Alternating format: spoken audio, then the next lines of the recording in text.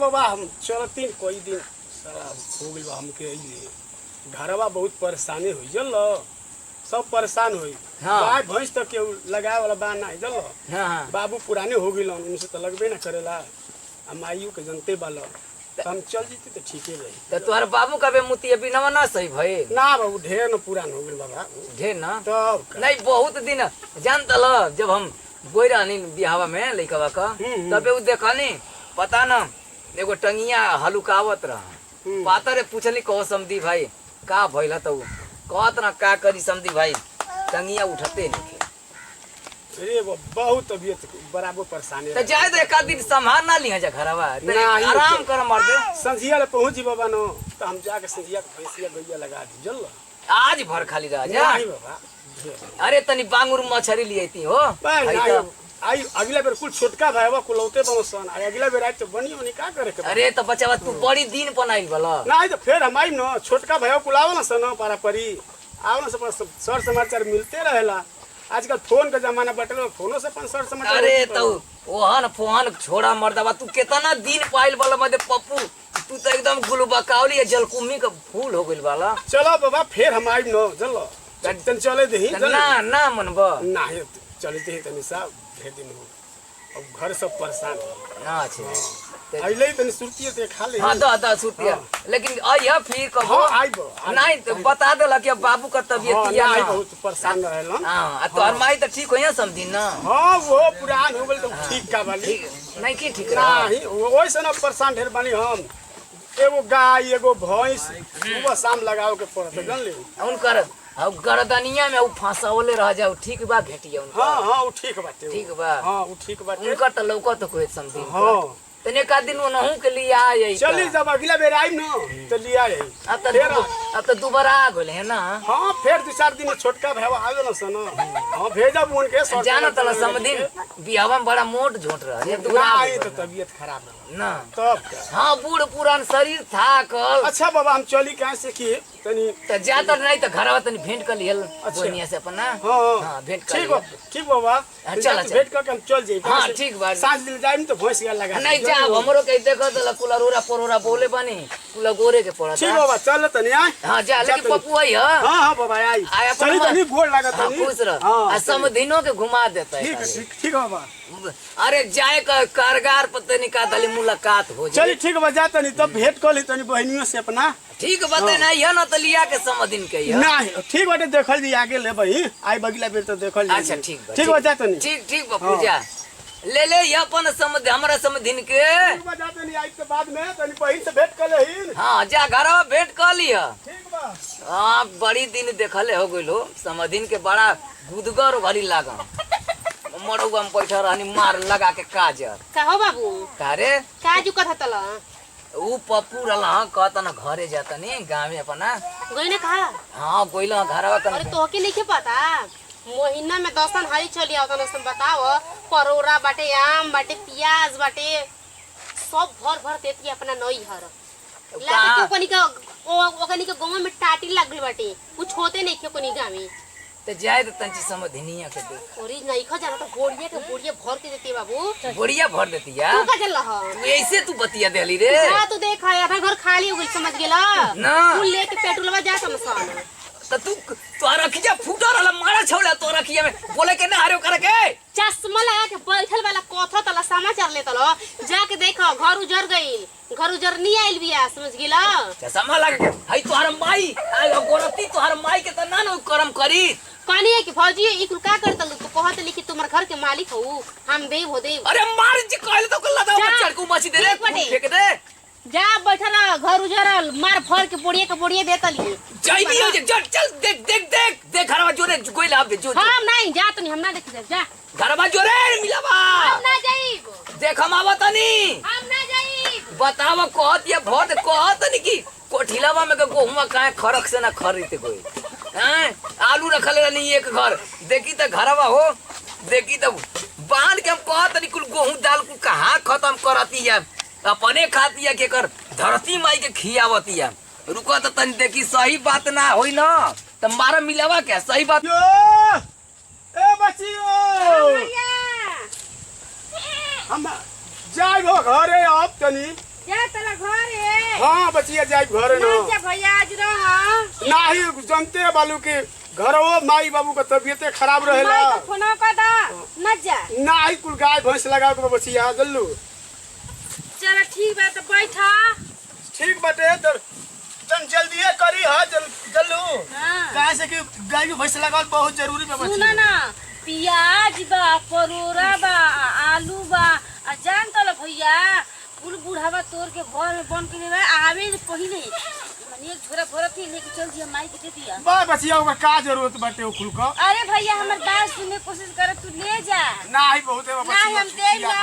बेइज्जती होई ना कुल अरे के जे हाँ। कुछ ना हो भैया रह दे बची रह दो कुल मैं बुढ़ावा लेता ना तोड़ लेवा बुढ़ावा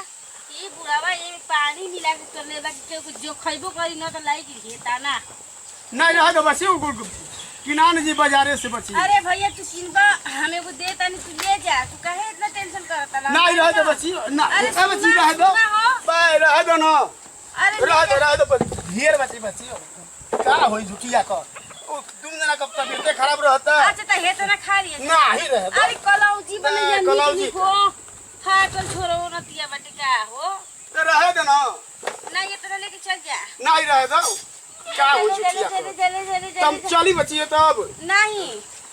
लेके न जा ठीक ना आई तोहरी बेग बहन भैया हां हां बेगिया तो हमरे हो तन ते दी बेगिया हो अबे दिया हां बेगिया तो आई आवे ले पहिले होई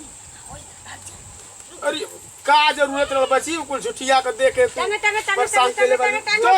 दो जल्दी करो टंग टंग नहीं तो सास को भैंस लगाओ के बाटे गाय लगाओ के बाद सब परेशान होई हम जातनी आए जाई हम के बनाओ ठीक बा जाई फिर हां ज्यादा निकाल रहा हां जातनी ठीक बा हां घर गाय भैंस लगाओ के ठीक बाटे जातनी जातनी बचियो ठीक से रही हो भैया हाँ। पहुंच के फोन करी हां हां ठीक बा फोन माई कर ले बात कराई है ठीक बा ठीक बा जा ठीक आवे ले पहिले दे दे कितना हम बढ़िया बानी आवे ले बड़ी हां परोरो तगड़ी को बुढ़ावा पूछ का बोल रहा वो आदमी को धिया बेच दे रही है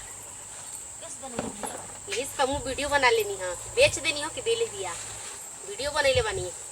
हां तू का फन बनाता वो बताओ हो बाबू करी है ना कि आओ आओ बाबू देखो कब ले आवत ना का बाबू बाबू कइले बैठे का एकदम जाके रखले कुछ ना ना कुछ ना आपके पर तो क्या घर में फुट रहे आदमी के गरम अरे हमारे नहीं हरवा दिया तोरा आखी टाटी लागेला हां आय औरी गंगा भरा में देलु से ना तनी टाटी कह तनी की जुबान सुधार के अपन बोला अरे सुन जुबान से मार के ना बोल तू कैसे कहली अरे कि भर देरी कस देली ना तो वैसे ही दे भर को सब रे तोर हमार जब नहीं हरवा तोरा आख फुटे तोर जांगे तोर बापाओ का तोरो ठीक तोरे आख फुटे तोर बाबू के तोरे तोर बापावा करे कैसे न्यू के ठेगुली लेके चले ला जा उड़ के ओए तो कमाई खात पड़ी ओकर कमाई खाई हम अपन मां के कमाई खइला रे ओकर कमाई खाती बताओ हमरा बाप ना रे ना तो मर जी खइला पी अरे सुन हमरो मर्दाने तो मर जी तो तोर बापा तो कैसे तोर माता के मर के ऊपर चढ़ गेले कैसे तोर माता देखा हमरा महतारी के बोलबो ना तो पता दी पूजरो कहीं का कर दी बोला लाठिया उठा के मार दू लाठी से होई तुरंत लेकिन मार तो मार नहीं तो तेरे पापा के बोला के लिया बोला के औते बाटे बता तुम तोरा लिया तोर पापा डरनी ना आई चुप कर ले बताओ हो महीना में केकर बाप भैया है ना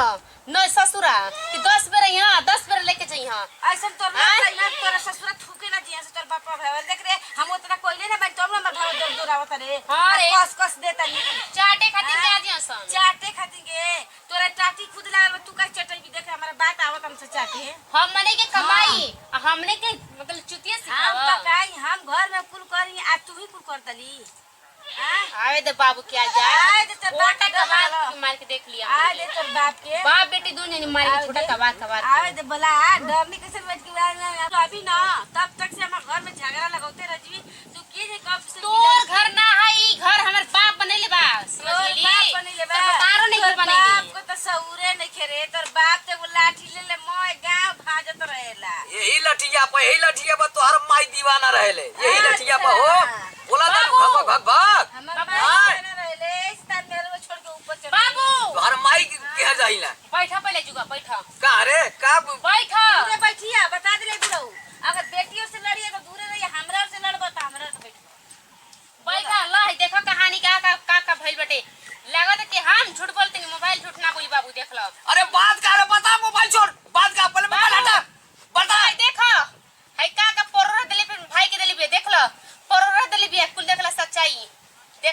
अरे मैया देख लो करे हम तो के बोलिए, कहत रहली बोलिए। रे कहत तू घरवा तू काहे वजह बैठा रे तू घरवा पर ओइनी है ना बाबू तो धीरे से वीडियो बनैनी हां कहत है तरे कि कहत बुढ़वा से ना कि कोकर लड़की ले के दुकान में बेची आई हिया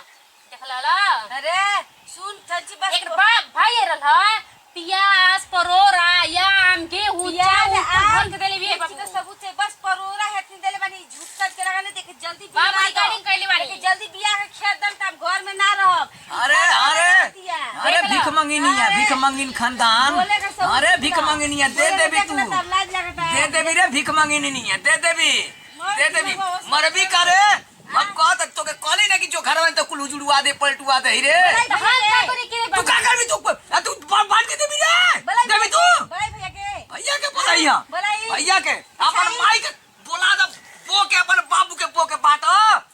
हो हमारे भतरा कर अरे भैया आजकल लाज नहीं खेला करते एक डोमिनिया कर नेटुनिया करे हैं चार एकड़ कहूंगा तो एकर मार छोटका छोटका बाबा पैसा दा पैसा खानदान तोरो अरे इतना धना ढेरे पूरा दुनिया जानते कितना धनिक आदमी है परोरा बांध के देतनी है मोबाइलिया में आई तोहर माई के करे जवा लौकता है देखावत है लड़की हमारा बुढ़िया का नाम ले उधर लदवा में घुसे चलू ताले अखिया फोड़ दे झगड़ा लगाओ तली देख लो मार दलस हाथ छोड़ दो सब झगड़ा लगाइए जाने तोरू से तो तुरंत परोरा देतनी देनिए परोरा हां देनिए परोरा हां बोलबे तो तुम चुपचाप हमरा के हेतन देनी है ना पूरा देनी है बाबू हां का बाबू घर उजाड़ देती है कि घर से निकाल देंगे भैंस तलाक दिवा दीजिए कह के सुन ला ठीक है तलाक ना दिवा कहते ना एक आज के आज हम लड़का ढूंढ के भिख मंगा लेके से बियाह के छेड़वा दे तू एके उगिल्ले है रुक रे तू एके उगिल्ले है रे मोटा की हां किले वो तू हमको तो किले तू वो घर में तू घर का मालकिन बनबी करे मोटा की तू मालकिन बनबी रे मालकिन बनी बिना महतारी के मालकिन बनी हो तू गिरो का सरदार बनबी हाँ तू हीरोइन बनबी घरवा का तू हीरोइन बनी तू खलनायकी बनबी झगड़ा हाँ? ना हो आज के बाद ठीक है खेत द एक एक खेत द कहता नहीं ई नाजी तो तू परोरा या गेहूं चाउर बांध के अपना नैहर भेजबू बहिनी हाँ भीख मंगिन खानदान का खानदान का तो भीख मंगिन का ना रहतू तो हई मोबाइलिया में का है लइकिया देखा दे बाबू झूठ नहीं हई देख तो आई तो रखिया फूटल आई हम का भरत हो अपन माई के कीटे नहीं आ तो हाथ देखला बाला धन से ठगा यही से ना बेटी के बड़की मोबाइल दे के उड़ावत ल अब हमारा लड़की कुछ करी तोर काया की जरूरत रे एकरा पम्मा जो पॉइंट नहीं पाता पहले बस पॉइंट नहीं पाता हम कुछ करब तो हमर का कोले बा और माई से प्यार करके भगा के लेके आई चलू माई से पूजा मत हमारा के बहुत खतरनाक आदमी है गोली है के चश्मा दे रे चश्मा दे रे चश्मा रे चश्मा दे रे मार दल तू दे चश्मा रे सिलवा रे दे रे दे रे चश्मा बुढ़ावा एकदम पगलाई था ओए हो दादा एकदम बुढ़ा पगलाई था सिलवा रे बाबू चश्मा नहीं के हो चश्मा दे रे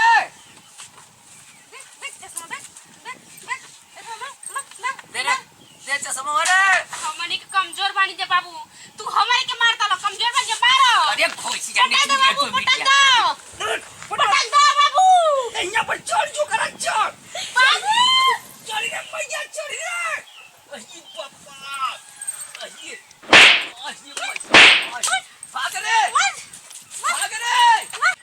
भाग नम्मा के तोर के पसरा दी तुरंत भाग दादा पूरी हमरा नाम लिख दे रे भाग दे तोर खेता पड़ी देखिए भाग